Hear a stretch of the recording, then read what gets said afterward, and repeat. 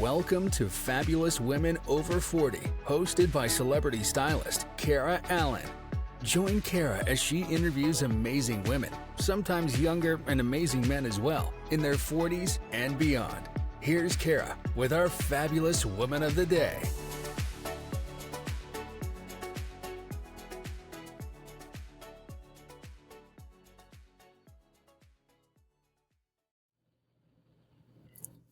Hello, beautiful people. Welcome to another inspiring episode of the Fabulous Women Over 40 podcast.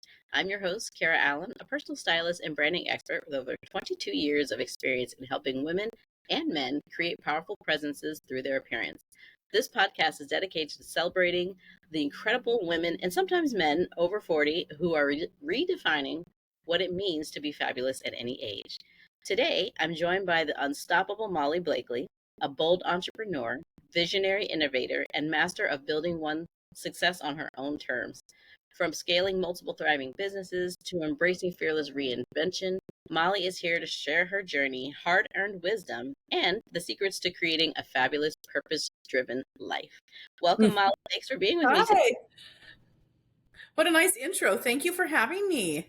Thank you for being here. I'm so excited we were finally able to catch up. Yes, yay! Because it's been, I guess, 5 years now or so since we've met at Kim's retreat. I think that's where. Yeah. So I'm sure a lot has been going on since then, and I'm happy to catch up with you on all those things. Yes, so many things. So many. So take me back to the beginning. Like, what were you like when you were young? Were you always a go-getter? Oh, yeah. Oh, gosh.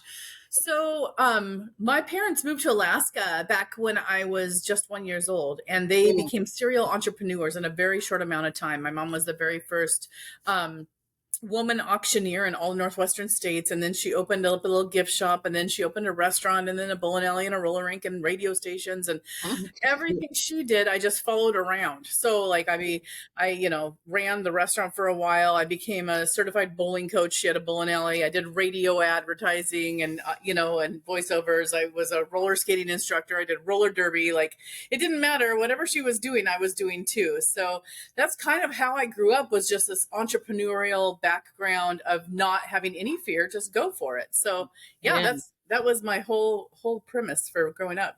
So what's the biggest lesson from those years that still influences you today? It's got to be that so many people would be like, isn't it cool if, or wouldn't it be neat if you did? And instead of that, those conversations never happen. It was like, we're going to do this. Now we're going to do this. And if it doesn't work out, then at least we we tried that. It didn't work. And so we're going to pivot and do it another way, or we're just not going to touch that anymore at all. And it just gave me the sense of not being scared to try anything. Which is cool. Not having fear of failure or, just fear in general, I would imagine. Yeah. That's so cool. So were there fear of what if it would have worked, is the biggest fear. Right. What if it did work? Not yes. What if it didn't. Yep. Were there any pivotal moments or challenges that shaped you into the woman you are today? Oh man, so many. They say higher level, bigger devil. And so I definitely had my thrill with all of that. There were a lot of things that made me who I am. I've been married a few times. One of my ex-husband, I was in a very abusive marriage and relationship. As a victim of domestic abuse. I was a rape survivor, a lot of things sadly, a lot of women have the same story as me. So, but I just wouldn't let it define me. The biggest thing was just getting out of that situation and knowing that I was going to be better. But it's very hard to get out of those situations. I literally stayed in an abusive relationship for 8 years because I didn't have the courage to get out. And I finally did. And it was due to family saying, he's not going to change. 10 years from now, you're going to still be in this spot. And I thought, wow, I don't want to be in this spot in 10 years. And that helped me get out. Right. Yeah, absolutely. So then I met a wonderful man who I'm married to now. And it's been good. And so how did that impact the business world that you were creating for yourself with all of that going on? Well, I had a flower shop when I was married to that guy, and I just wanted to be home with my daughters. And so I sold the flower shop, and I was essentially like a single mom for a long time during that time, because after he and I divorced, then I had to start over again and be like a a waitress at my mom's restaurant. I literally started over again. The one thing I've noticed about starting over is every time I start over again, I do better and better and better, because I've had to restart, like, I don't know, 5 times, you know? So, and it's just having the courage to just keep going, you know? So that was, one of the things that really made it encouraging, is knowing that, okay, I've been here before, I've started on rock bottom before, and I did even better. And just knowing that I was going to get through it was helpful for sure. Yeah. And so the flower shop, was that your first journey? That was my first brick and mortar. My very first one was, I did jean jackets in junior high school, and I put rhinestones on them. Remember the bedazzler back in the day? Yes, I was bedazzling like a crazy lady. I had 4 customers, and I thought that I had made it. Right? Yeah, that's great. Yeah. And so you went from the jackets, and then was it the flower shop after that, or something else in between? Then my senior year in high school, because I was from this little tiny town of 3,000 people, we would go to prom or homecoming or some dance, and all the girls would have the same dress on, but in a different color or whatever. So this is before the internet. So I wrote a letter to Jessica McClintock, and I wrote a letter to like LeMay and all these people that had different dresses back in the 90s when I was going to school, and said, can I wholesale your dresses? And will you do a minimum of just 1 dress? Because in our little town, we don't want to all wear the same outfit. And they said yes. So they all sent me their wholesale magazines. I had like 3 or 4 brands. And at lunchtime, I would go into the lunchroom and I would just show my friends, you can buy any dress you want. No one's going to wear it at any of the dances. And so from there, I just started getting weddings and bridesmaid dresses and the prom and everything. So that was my senior year. I named that Molly B Originals, actually. And that was my actual first like really big shot, and it did really, really well. And then I graduated high school, and I married my high school sweetheart. We had been together for 2.5 years, and we were so young. We were at the point, like, do we get married or do we break up? And we thought, let's get married. And we should have broke up, because we were growing up together as kids, you know. And so he was a great guy. We were just young. So we ended up divorcing after like 2 years. He joined the Marine Corps. I moved to San Diego with him. And then after that, I moved back to Alaska. And that's when I started my flower shop, about a year after that. Okay. And then you closed the flower shop, and then where did you go after that? So actually, I didn't close the flower shop. So actually, I was running the floral department in Safeway in Alaska. Okay. And in any business, if you're like up 1%, 2%, 3%, it's a really big deal from the year before. And with the flower shop, some of the months I was up 110%, just like knocking it out, and they would not give me a raise. They said, you're at the top of your pay scale. We're not going to be able to do anything more for you. That's as far as you'll ever get paid. And I thought, what is the incentive to stay? So that's when I started my first flower shop. And I borrowed $10,000 from my dad's credit card, and I didn't have enough inventory. I had to buy a flower cooler. I found this location that was in one of my mom's buildings, and my mom, no cap, she was not going to give me a deal. So I paid the exact same rent that the person did before I got in there. And I redesigned it and made it a flower shop, because it had been a flower shop like 10 years prior, or maybe even 5 years prior. But anyway, and so there were bones in there, you know, so I resurrected it. But one thing that I did, because I couldn't afford inventory, is I did a craft co-op. So I rented 6-foot by 10-foot spaces to people to go in and sell their crafts. And I sold them for $100 a spot. And they didn't have to come in and have a person work it, because my employees would work it. Then we would just on my register, it was an old fashioned register. So every booth had a key, booth number 1 was key number 1 on the cash register. So at the end of the day, it would tell me what they did. And at the end of the month, I would write them all checks or whatever. So it did really well. I actually had 45 booths. So I was making $4,500 a month on just booths, not including my inventory and the flower shop. And so I ended up having to get my second flower, delivery van after my second year. And then I got an offer out of the blue for 10 times my investment, $100,000. And I thought, wow, that's amazing. And I thought, maybe I should do that. And then I went to tell my floral designer, and I said, hey, I got an offer today for $100,000 for my place. And my girls had been born, and they were young, and I was missing out on it. And my designer said, I'll buy that place. And so I sold it for 10 times my investment to my floral designer. Goodness. Yeah. It was Life pretty is cool. always working out for you, right? Not always, but that was a great day. Yeah, that's amazing. And the fact that so where did you think about, how did you think about all those ideas? Is that what you got from like watching your mom do what she was doing? No, there was a local craft co-op that was in town. And Mhm. I was just thinking, how can I get inventory in this place? Because it's 3,000 square foot building. And I didn't have enough for 3,000 square foot worth of gifts. And Yeah. so I went to the craft co-op place and I asked them, I said, do you have, more room, or what do you got going on here? And they said, we have people that want to rent booths, but we just don't have any more room. And I said, do you want to put your craft co-op in my building? And Yeah. she was like, no, I'm not going to have, why would I do that? I said, okay.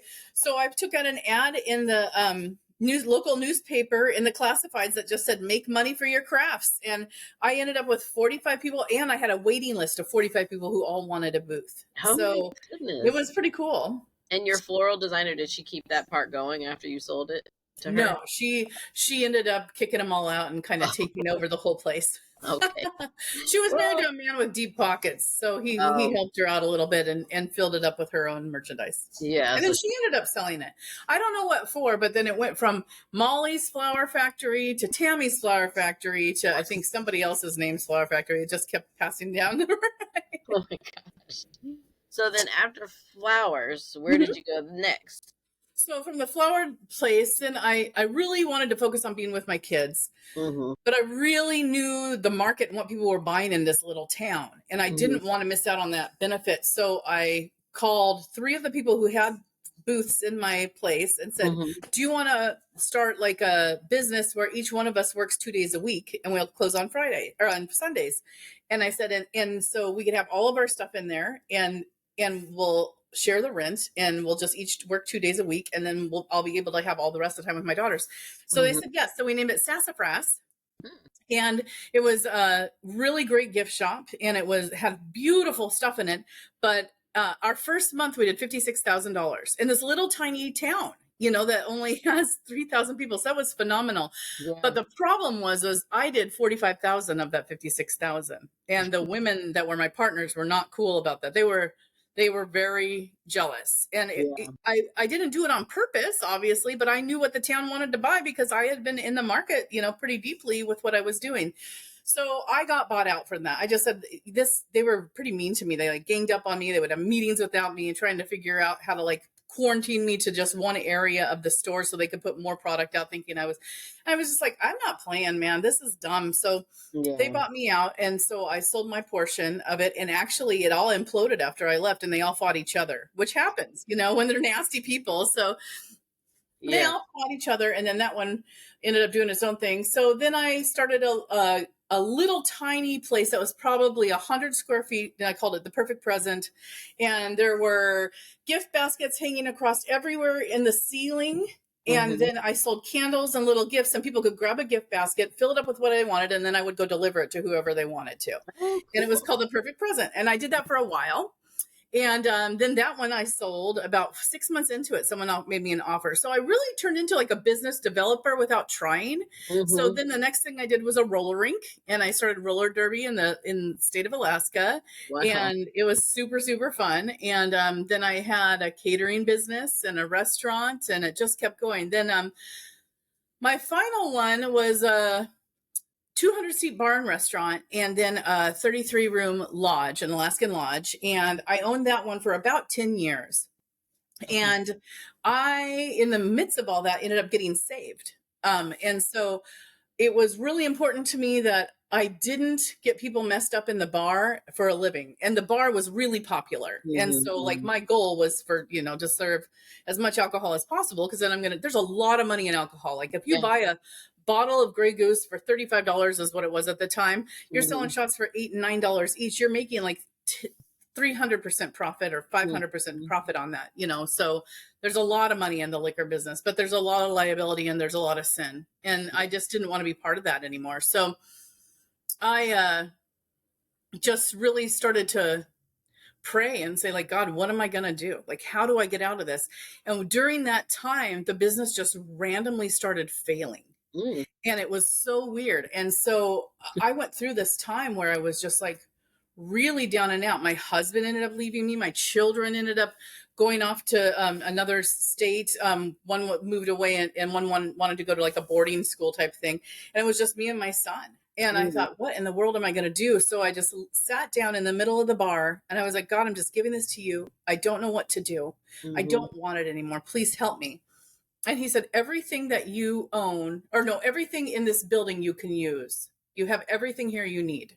And I thought, that is really weird. And I heard him audible. I'd never heard the Lord audible before. And it freaked me out. Let me just tell you. So my dad owned a local pawn shop. So I just went to the pawn shop and I said, Dad, I need to borrow a skill saw and a drill and all these tools. I had no idea how to use any of them. And he's like, what are you doing? And I said, I'm remodeling my bar. And he's like, okay. So I went in and I was so broke at this point in my journey that I would take one screw out of a wall and turn it around and use it for another wall. I was saving my screws. Right. And I was having people rent weekly rentals and monthly rentals at the lodge. And it was just really starting to be heavy. It was just so heavy. There was such a deep darkness over it. My mom didn't tell me. I had bought the business from her. She did not tell me that when I bought it, that she owed the SBA $1.2 million on it. She told me she owned it free and clear.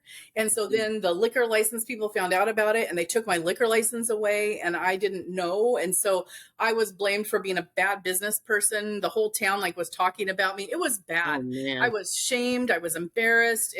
Hotel Impossible came and tried to make me look like a complete idiot. And all the stuff that they said, some of it was true, but a lot of it wasn't true. And it was like sweeps. This was my Job situation. I literally lost everything. Yeah. And so finally I ended up having opened up again after I remodeled everything myself. I would take old bank bags, the really cute, brown bank bags. And I stapled them to this piece of foam that I had from camping and made a bench out of old bank bags and had pallet walls. I'd go and I'd rip pallets apart and I just refurbished everything in that building. And it was so cute. And I named it Hooked Ale House because we were in a fishing town or whatever. And at the end of that season, I had done more than I had done the whole time I'd ever owned the bar.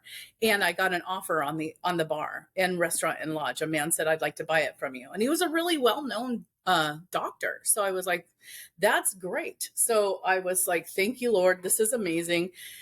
And I was so grateful, but we were in escrow for 9 months, maybe even 10 months, a very, very long time. And he was not an honest guy. And I didn't realize how bad it was until 10 minutes before we were to finally close. He said, I don't have the money to pay you. I can only pay off the SBA loan and I'm going to have to pay you in payments. Will you own or finance?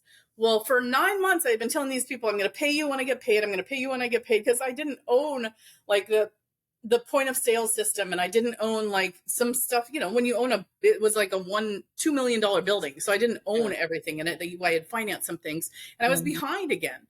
And so he said, yep, I'll pay you payments. And I said, okay, well, you have to pay off all of these people at signing or else we're not doing this. He said, absolutely, I will. He said, will you give me 30 days? And I said, you know what? I'll give you 60 days. So I had everyone and I called every single one of those debtors. I said, they're going to pay you. This is the person's name. This is how it is. Had them sign it. I signed it. They never paid me. They never paid the people. They never paid me. It was completely donezo. So now I'm just like, what am I going to do? I have a mortgage and a car and just me and my son, and I have $150. And I'm driving by my old building and they're remodeling it with millions of dollars, but they're not paying me. It was devastating. Oh my Absolutely goodness. Devastating. So what happened in the end then? Yeah. So, well, I don't know how much time we have. I'm a chatterbox, but yeah, no, you're good. So, I was driving my son up to go see his dad because his dad had moved away because like I had said, we had divorced. And I was taking him to go see his son, which was an 3-hour drive from where I lived. And on the way there, I saw a vision of me selling halibut tacos on the side of the road. And I thought, that is so weird. But in my bar, when I had it, people loved my halibut tacos. They were ale battered halibut, and then I made this really yummy Cajun slaw, and they were so good.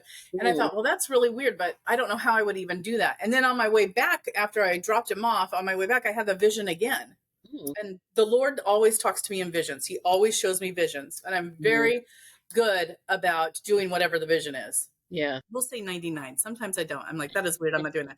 Anyway, but 99% of it should be 100. That's my bad. But anyway, and so I thought, well, I'm just going to figure it out. I literally have $150. So I had to get a food permit. I had to do all these things that took all my money except for like $30, like just in permits. And I thought, okay, I'm just going to get a tent, and then I'm going to have a bucket of water and a bucket of sanitizer and everything. And I got it approved by the local like food approval dudes. It was called the DEC, and everything was just, and normally to have it approved would take 2 months. I got it approved like within 2 days. And then I called the people who I owed money to that at this restaurant supply place, and I said, would you just give me a $500 line of credit for 1 week? I need to get little containers. I got to get some halibut. I got to do all these things. And they said, we'll give you 1 week. And I said, okay. Keep in mind, I owed these people money, so they should not have given me anything, you know? Right. And they think I'm a liar because I said, he's going to pay you at time of sale. So everyone's seen that it's sold. They all think that I've cashed out. They don't realize I didn't get paid. And so, and it's a little town. So people are talking. They're all talking about this whole thing, you know? Yeah, that's wild. I get ready to open up the halibut thing. I've got the location where it's going to go, exactly where the Lord told me to do it. And the city of Soldotna, where I was living, said, you have to have tires. You have to have wheels. I'm like, I have to have wheels. I said, can I just put like wheels against my tent? Like, what do you mean? They said, you have to have the ability to roll it off and roll it back. And I thought, oh my God. And so I hit my knees. I said, God, you would not have brought me this far and gotten that line of credit and gotten me the DEC approval and all these things if you were going to stop me in my tracks. You wouldn't show me that vision if this was going to be the way it was going to go. And he said, Ken Lang. Third time he ever talked to me audible. And I'm like, Ken Lang. Well, back when I owned Sassafras, Ken Lang was a man that I worked with who would give me all these cute little like wooden things that I would sell on consignment under him. And so I called Ken Lang and I said, hey, Ken, do you have any trailers or anything? And he said, well, I was in the trailer business for a while, but I actually, and this is like 12 years after I've ever spoken to Ken.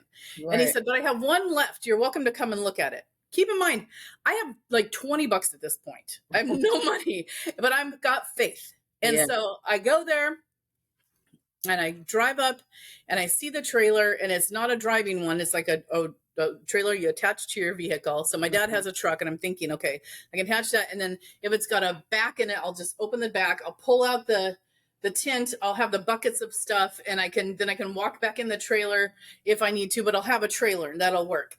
Right. So Ken meets me there and he's like, yeah, there's a door over here. I said, there's a door? And he goes, yeah, for where the window opens. I said, why would a window open? He said, Molly, this is a food trailer. I said, what? Are you kidding me right now? And we walk in, there's a 3-compartment sink. There's a freezer. There's a, all this. I'm like, holy cow. I just, the Holy Spirit was just like, that's so amazing. Yes. And so I looked at him, I said, Ken, I don't have any money. But I promise you that I will pay you each week as I do it or whatever. He said, Molly, just borrow it for the summer. You can have it for 6 weeks and then you have to bring it back. And I said, oh my gosh. So I called my dad and we hooked it up to his truck and brought it to my house. And with my last $20, I got some tempera paints from, the little 79-cent ones and a thing of paint brushes. And I painted on the side of the trailer because it washes off, the ones that they do windows at Christmas, Right. And I made a big picture of a chicken and it said, save a chicken, eat fish, halibut tacos. Oh and my gosh. My 10-year-old son and I started the halibut taco truck selling for $5 a taco. And our first day we made like $150. Then we made $300 and we made $500. And it was like, we got all the way up to like $1,800 in a day. It was unbelievable. But during that time, someone said, you really need something sweet. And I thought, well, I don't know. And Luke, my son, goes, you should just make cookies. Well, I was known in my family for burning cookies. Like I would get the Nestle Toll House cookies and I was not allowed to do them anymore because I always would forget about them and they would always burn.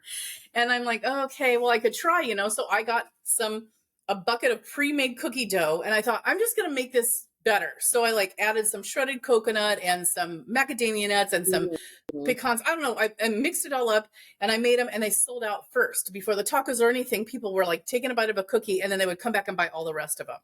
Wow. And so then at the time, because I had the bar and sold it. When you sell a bar in Alaska, you have to take the booze home with you because the new owners have to buy their own booze for their own through their own liquor license.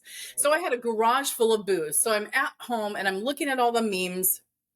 And one says on Facebook, it says, vanilla extract is made of vodka. Let's bake.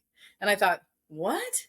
Vanilla extract is made of vodka. I've got all this booze downstairs. And I'm thinking I should just do some boozy cookies. That would be amazing. Right. So I start like dumping brandy and cookies and whiskey and cookies and doing all these boozy cookies. And people were coming out of the woodworks for these cookies. And I was making 2 and 3, 4, 5 dozen. And pretty soon, Luke and I were doing tacos and cookies out one window. And then we hear a bam, bam, bam on the back door. And I looked at Luke. I said, is someone knocking on our door? And he goes, I think so. And I opened the door and there was a line of cars on the other side. And the first lady said, I want all your cookies. I don't even care what flavor you made today. And I was like, holy cow. And Luke goes, Mom, you better start making more cookies. I'm like, I am trying, but I am exhausted. Like, we're working so hard in the taco truck, then going home and baking cookies all night long.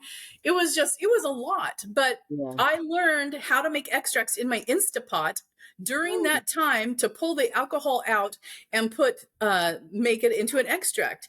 And so I made every single one of those booze bottles into extracts in 3 days. And so I started doing these boozy cookies and got known for boozy cookies. And so I had to give Ken back his trailer and I started to do a cookie of the month club. And things were going really well. I was doing like 20 boxes a week on my Facebook. Who wants cookies? Someone get cookies. Who's having a birthday? Someone.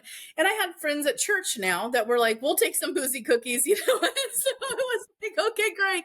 And then overnight, within 3 months, it went from 20 boxes a week to 46 boxes in a day. And BuzzFeed had shouted me out. And all of a sudden we started going into coffee shops and then a little grocery store. And then I got into my first big box store in Alaska, 21 stores, and they sold out overnight. So I had to move to Anchorage. We Airbnb'd my house.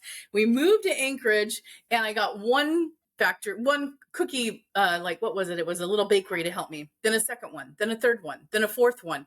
And then I was like Googling cookie factory because I didn't know what to do. And I found out about co-packers and it just went from there. And then it's just been, now I have actually, and there's obviously a lot of information in between there, but now I have 6 factories that I work with and they use our cookies for the Emmys, the Oscars, the Grammys, Wheel of Fortune, the Super Bowl. We're in Costco, Walmart, Five Below, where else? I can't, just so many, we're all over the place. It's just thousands and thousands of locations and growing every day. Unbelievable. That is amazing. It reminds me of the verse where God said, come with me and I will make you fishers of men. Yeah. You know what? I got that verse all the time when I was doing that. That's so interesting you'd say that. That's what it just seemed like that. I don't know, that whole process, that's what it seemed like to me. Like you kept relying, you kept trusting, and man, that's amazing. Like it was amazing. Sorry, it was a lot, but it was I was like, that can't be the end of the story. I need to hear the rest. And there's more. And actually, I was asked to write a memoir, so we're in the middle of that right now. So. Oh, amazing! Yeah. So, are you still doing cookies for the Oscars and all of that too? I can. I'm invited back anytime I want to. I'm just so busy. Isn't that weird to say? Like, I literally got invited to a Forbes event and I think it was the Emmys and they were like the exact same time. So I had to say, no, I can't go to the Emmys this year because I'm going to be at a Forbes event. And I hung up the phone and I thought, that is such a weird thing I just said. This is my life right now. It's so awesome. So bananas. So how's your walk with God changed since that beginning when you first prayed and now you're here now? Like, I'm telling you, you just have to trust in the Lord with all of your heart and lead not unto your own understanding, because our understanding is our flesh and it will get us confused. Yes. And there are times like we're always looking for investors. And so there'll be times that I'll be like, okay, God, if you need me to do this huge order for Costco, I'm going to need an investor to come in and give me the money. And I will not lead on my own understanding. And I'll apply for a loan because we are debt free. And I'll apply for a loan. The loan randomly, strangely will get declined. And then he'll be like, are you ready to just trust me? And okay, yeah, I trust you. I'm sorry. I repent from thinking that anyone is my provider but you. And then the next day, boom, an investor to cover every single bit of it. Oh my goodness. And it's just like that every time. And he'll tell me flavors and it's unbelievable. That is so amazing. So what would your advice be to somebody who doesn't necessarily have, I won't say a relationship, but doesn't have Yeah. like a walk or like a practice? Like what I would didn't, we're all on our own walk. We're all working on our own testimonies. Like you just heard my testimony, Right. but I went through it. There were some things, there's a lot of things that, we didn't touch on because we're in a quick little podcast, but, once I found out about the Lord, there was just so much love and joy there. Yeah. But I just wanted more of that. And I wanted to stay in that still place with him. And so there'll be times like, for instance, we're expanding to Costco Canada in March. Okay. And we were not told that we had to do all of this extra Costco Canada paperwork. And we had to get like certified to sell food in Canada. The people who got me the deal were supposed to tell me and they forgot to tell me. And so here we are and it's getting ready to launch and I didn't know this. And I went on the website and I tried to figure it out and they said it takes 6 weeks to get. And I'm like, what am I going to do? So I tried to push it off on one of my assistants. I'm like, here, you work on getting this certification because I'm doing all these things over here. And she didn't do it. And so I was actually visiting my daughter at the time in Washington. This is like 2 weeks ago. And I said, Emerald, I've got to go get this figured out. And I'm going to go to my hotel and I'm going to figure it out and I'm going to come back. And so I just laid in bed and I played worship music and I thanked him.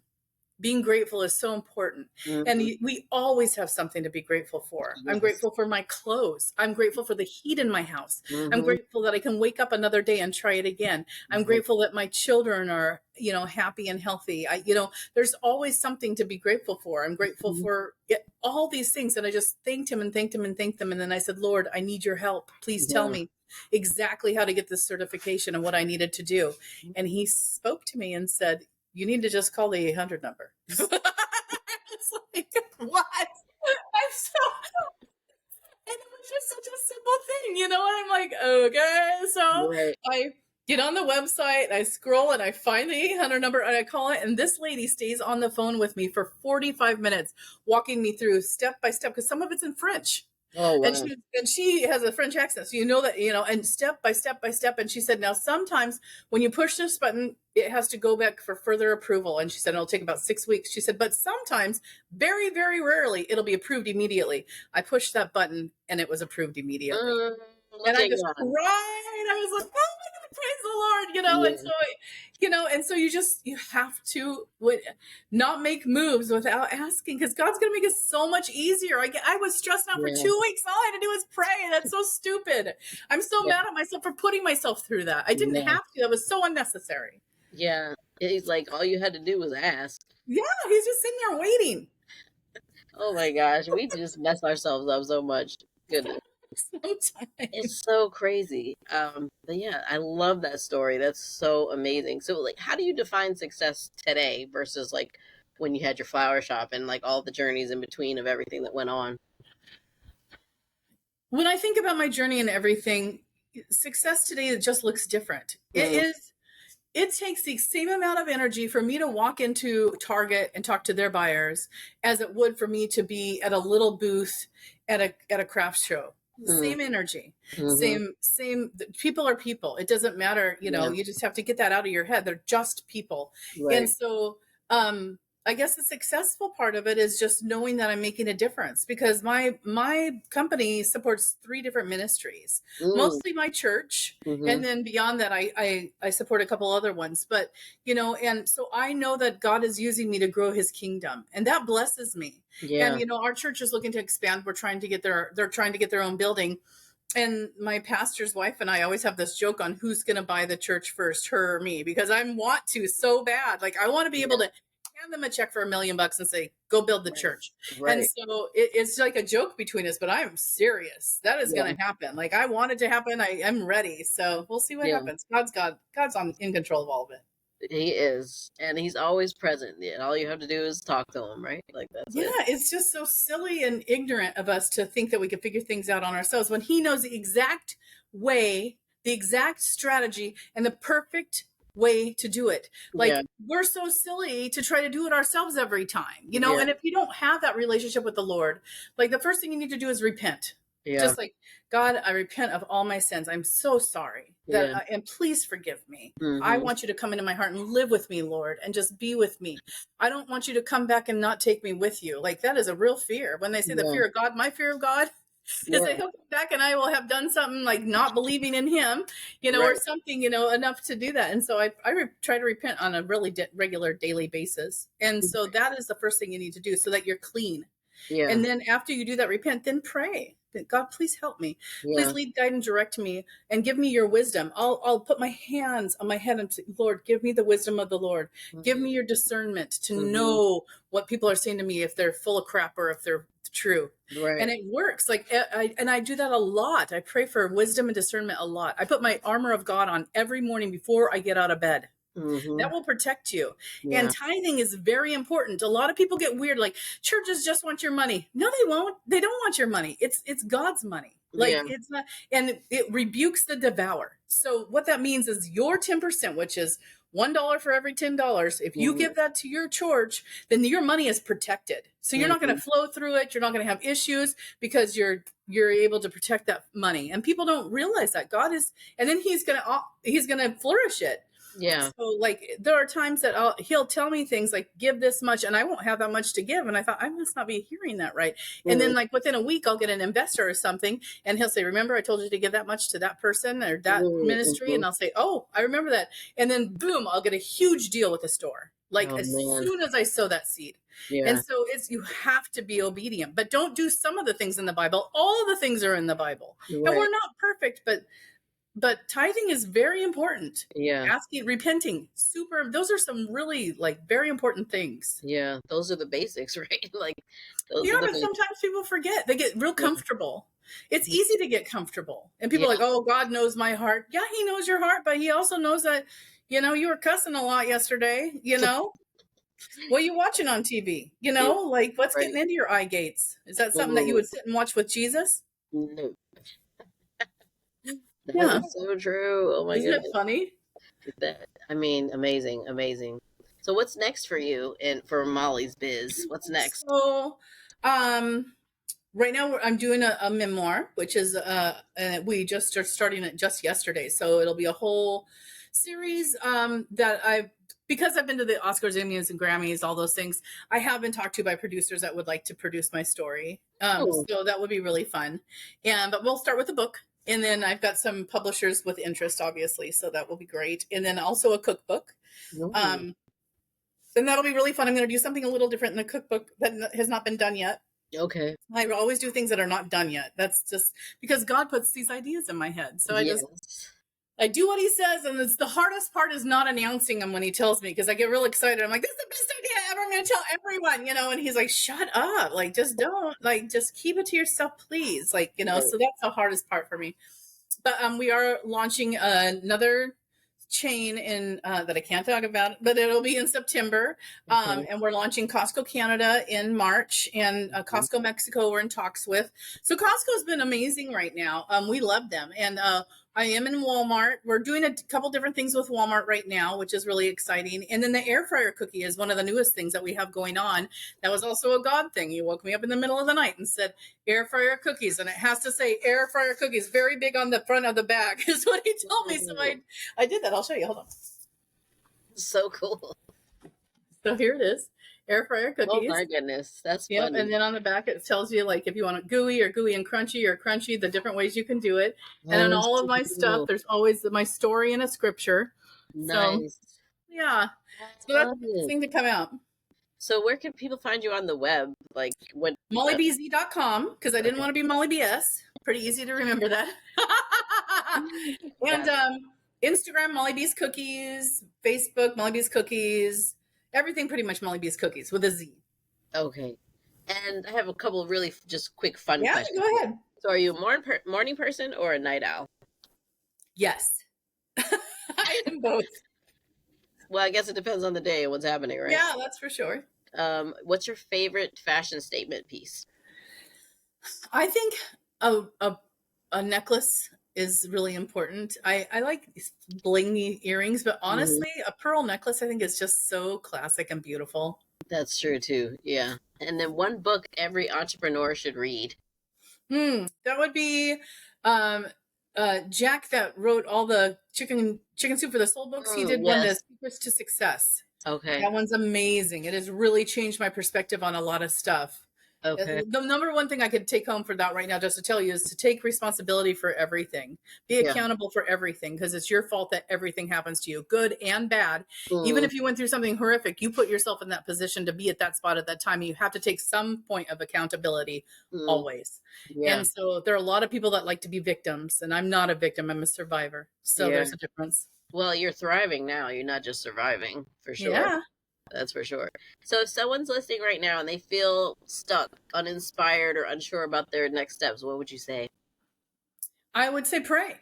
Yeah. Pray. And if you don't have a relationship with the Lord, then just say, God, I really want a relationship with you. I want to know what I need to do and how to do it and stuff. And this wasn't like overnight for me. There were a lot of things I had to go through, and I went through this whole entire year of forgiveness, of forgiving people or asking for forgiveness, not forgiving people, for asking people for forgiveness. Some of them to which I didn't think I needed to ask forgiveness, but the Lord would show me their face and I would contact them and say, I am so sorry if I offended you in any way or did all this, and please forgive me. And I'm telling you, it was not easy, but I did it. And that was part of my walk. And we are all growing all the time. And so just do whatever the Lord is going to guide you to do. But definitely you want to have a relationship with the Lord, and he will get you doing whatever you are meant to do on this earth. And it could be owning a cookie company when you used to burn them. You just never know. The irony of that, though, right? I know, it's so funny. That's so cool. Well, Molly, it's been such a delight. I wish we had more time with you, because I mean, you have so many great stories, and I'm sure there's so many people out there that are just like, man, if she can do it, I definitely can do it. You know, restart my whole life at 45. I mean, come on. Yeah, exactly. And you're never too young, too old, whatever.